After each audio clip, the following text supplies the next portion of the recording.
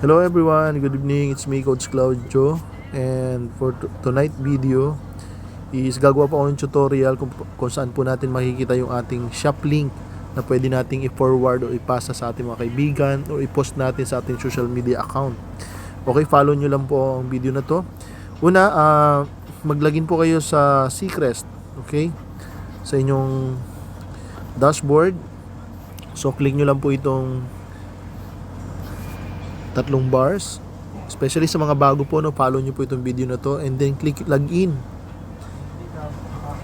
So automatic nakalagin po ito, and ito po is account ng isa sa mga leader ko na nasa Hong Kong.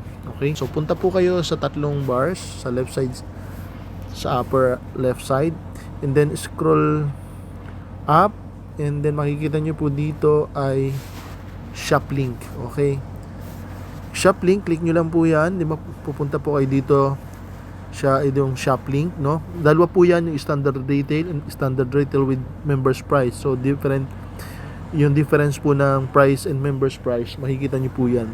So kapag click nyo po yung sa taas na link, ito yan, copy nyo lang yan, makikita po nila dyan ay yung retail price. Pero kapag ito po ang clinic mo at pinasa mo sa kanya, makikita niya po yan yung members price at saka yung retail price. Okay, so ngayon pag isang click mo lang yan, one click, then copy, and then punta ka po sa inyong Facebook. Kung gusto nyo i-post yan sa Facebook nyo, i-paste nyo lang po, hold nyo lang screen and then paste, and then pwede nyo na pong maglagay kayo ng, for example, punta ka sa gallery.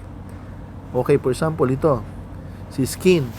So mapupunta po sila, nalagay nyo lang dyan is order now. Yan, order now or order here. So sa link mo, order here. Yan. Okay, so pag pinost nyo po yan sa Facebook,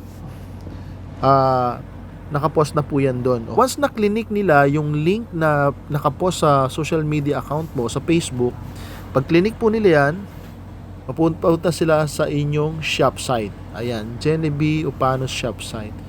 So makikita ng mga members mo, ng mga taong pinasahan mo ng link mo, ng shop link mo, yung iyong shop site, at pwede na silang umorder doon. Yun, ganun lang po kasimple yung kung paano i-share sa inyong mga kaibigan o i-post sa social media account ang inyong shop link. Okay po? Congratulations po and thank you so much.